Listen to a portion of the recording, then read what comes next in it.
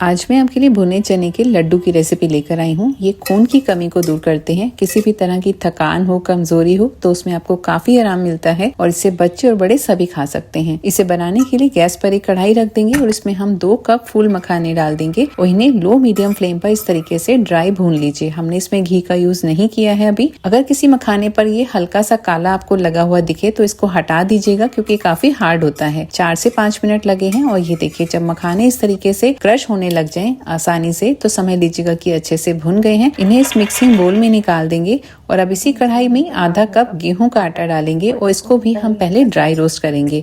इस तरीके से ड्राई रोस्ट करने से ये अच्छे से भुन जाता है और इवनली भुनता है आटा। और यहाँ पर देखिए जब मखाने हमारे थोड़े ठंडे हो गए हैं तो हम इसे ग्राइंडर जार में डाल देंगे और इनको अच्छे से ग्राइंड कर लीजिएगा। ये देखिए यहाँ पर हमने मखानों को ग्राइंड कर लिया है और इसे हम इसमें ही डाल देंगे मिक्सिंग बोल में। और अब यहाँ पर मैंने भुने हुए चने लिए हैं। ये 200 ग्राम है। कप से बताऊं तो 2 कप है। अगर आपके पास छिलके वाले भुने हुए चने हैं तो उनको पहले रगड़ करके अच्छे से उनका छिलका हटा दीजिए। थोड़े से छिलके रह भी जाएंगे तो कोई बात नहीं, लेकिन अगर आपके पास बिना छिलके वाले हैं जैसे कि मेरे पास है तो आप इन्हें डायरेक्ट यूज कर सकते हैं। तो मैं इन्हें ग्राइंडर जार में डाल दूंगी और इनका एकदम फाइन पाउडर बना लूंगी। ये देखिए हमने यहाँ पर भुने हुए चनों को अच्छे से ग्राइंड कर लिया है और इसे भी हम यहाँ पर इसी मिक्सिंग बोल में ही डाल देंगे। और कढ़ाई में जो हमने आटा डाला हुआ है इसको भी हम बीच बीच में चलाते रहेंगे।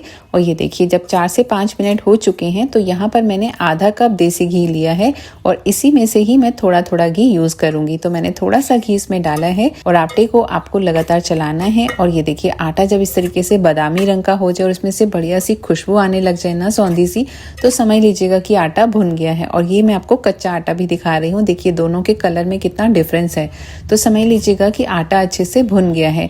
और अब हम इसे भी यहाँ पर इसे मिक्सिंग बोल में ही निकाल लेंगे। और अब फिर से हम कढ़ाई में थोड़ा सा देसी घी डाल रहे हैं और यहाँ मैंने ली है 2 चम्मच गोंद। ये एडिबल गम होती है और ये सर्दियों में खाई जाती है स्पेशली क्योंकि इसकी तासीर गर्म होती है। इसमें हमने थोड़ी सी गोंद डाली है। गैस का फ्लेम लो मीडियम रखिएगा और इसे लगातार चलाते रहिएगा वरना ये आपस में चिपक जाती हैं। और आपको इसे तब तक फ्राई करना है जब तक ये पॉपकॉर्न की तरह अच्छे से फूल ना जाए। आप ध्यान रखें कि ये अंदर से कच्ची ना रह जाए क्योंकि अगर ये कच्ची रह जाएगी ना तो ये दांतों में चिपकती है। फिर ये देखिए बढ़िया से पॉपकॉर्न की तरह फूल गई है। तो बस अब हम इसे भी इसी मिक्सिंग बोल में ही निकाल लेंगे। इन लड्डुओं को वैसे तो गर्मी और सर्दी दोनों सीजन में बना सकते हैं, लेकिन अगर आप इसे गर्मियों में बना रहे हैं तो आप गोंद ना डालें और ड्राई फ्रूट की क्वांटिटी भी कम कर सकते हैं। और ये देखिए हमने यहाँ पर ये 2 बैचेस में गोंद को फ्राई कर लिया है और अब इसी बचे हुए घी में ही मैं यहाँ पर 2 चम्मच बादाम डाल दूंगी, 2 चम्मच ही काजू डाला है, 2 चम्मच पंपकिन सीड्स और 2 चम्मच ही सनफ्लावर सीड्स डाल देंगे और इनको भी लो मीडियम फ्लेम पर बढ़िया से भून लीजिए। इसमें से कोई भी ड्राई फ्रूट अगर आपके पास नहीं है या आप नहीं डालना चाहते तो आप उसे हटा सकते हैं या फिर अपनी मनपसंद कोई और ड्राई फ्रूट डालना चाहें तो वो भी डाल सकते हैं। और 2 मिनट भूनने के बाद मैं इसमें 2 चम्मच खसखस के दाने डाल रही हूँ और ये बहुत जल्दी भून जाते हैं इसलिए हमने इसे बाद में डाला है। और इनको सबको लगातार चलाते हुए अच्छे से भून लीजिए। ये देखिए जब यहाँ पर ड्राई फ्रूट भून गया है तो गैस का फ्लेम मैंने ऑफ कर दिया है। और यहाँ पर ये जो हमने गोंद फ्राई करके रखी थी ना, ये मैं आपको दिखा रही हूँ। अगर आप इसे क्रश करेंगे ना तो ये बिल्कुल इस तरीके से चूरा हो जाएगी। तो समझ लीजिएगा कि अच्छे से फ्राई हुई है। अब आप चाहें तो इसे एज इट इज यूज कर सकते हैं या फिर आप इसे क्रश करके भी यूज कर सकते हैं। तो मैं आज इसे क्रश करने वाली हूँ। तो ग्लास की बैक साइड से इसे हल्का सा प्रेस करेंगे ना तो इस तरीके से ये पूरी क्रश हो जाती है। और अब इन सभी चीजों को हम यहाँ पर अच्छे से मिक्स कर लेंगे।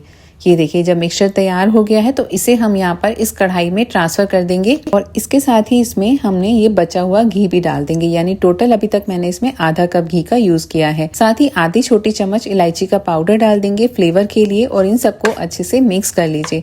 आप चाहें तो यहाँ पर थोड़ा सा अदरक का पाउडर, काली मिर्च का पाउडर भी डाल सकते हैं या फिर जायफल का पाउडर भी अगर आपके बच्चों को टेस्ट पसंद आता है तो। और इसमें मीठे के लिए मैं 1 कप गुड़ का पाउडर डाल रही हूँ। गुड़ का पाउडर आपको किसी भी किराना शॉप से आसानी से मिल जाता है और सर्दियां हैं तो गुड़ का पाउडर फायदेमंद भी होता है। आप इसमें मीठा अपने टेस्ट के अकॉर्डिंग कम या ज्यादा रख सकते हैं। और इस मिक्सचर को लगातार चलाते हुए लो फ्लेम पर हल्का सा गर्म कर लीजिए। ऐसा करने से जो गुड़ का पाउडर हमने डाला है वो थोड़ा सॉफ्ट पड़ जाएगा और साथ ही सारी चीजें अच्छे से मिक्स हो जाएंगी।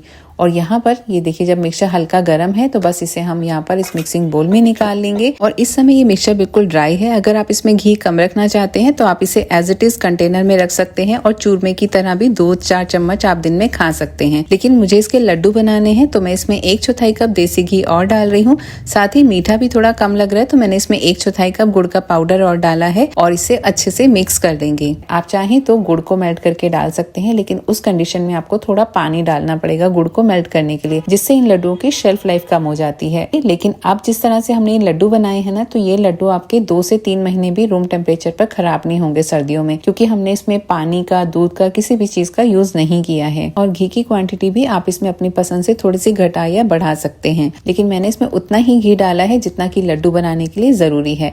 और अगर आप इसे मिक्सचर से बर्फी बनाना चाहते हैं तो आपको घी थोड़ा और ज्यादा डालना होगा। और ये देखिए हमारे भुने चने के लड्डू बनकर के तैयार हैं। बहुत ही टेस्टी, बहुत ही बढ़िया बने हैं। और जो भुने चने का जो सौंधी सी खुशबू होती है और साथ में हमने भुना हुआ आटा डाला है ना, उसकी वजह से ये बहुत ही ज्यादा टेस्टी है। और इसमें जो हल्का सा ड्राई फ्रूट का क्रंच आता है ना, वो बहुत ही ज्यादा टेस्टी लगता है। और ये पूरी सर्दियां आप बना करके आराम से रख सकते हैं और खा सकते हैं, और बच्चे और बुजुर्ग सभी को दे सकते हैं। अगर आप बुजुर्गों के लिए बना रहे हैं तो आप इसमें ड्राई फ्रूट को पूरी तरह से ग्राइंड करके भी डाल सकते हैं, या फिर बिल्कुल छोटे बच्चों को देना चाहें तो उन्हें भी दे सकते हैं। बस ड्राई फ्रूट को ग्राइंड करके डालिएगा। तो लीजिए फ्रेंड्स, मैंने तो इन्हें बना लिया है। आप भी इसे अपने घर में जरूर ट्राई करना, ये आपको बेहद पसंद आएंगे। और आप मुझे कहाँ से, कौन सी सिटी से, कौन से देश से देख रहे हैं, मेरे साथ जरूर शेयर करिएगा कमेंट में। इस तरह से आपसे जुड़ करके मुझे बहुत अच्छा लगता है।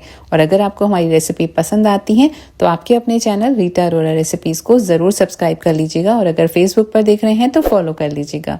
अब मिलती हूँ एक और नई रेसिपी के साथ। Thank you for watching.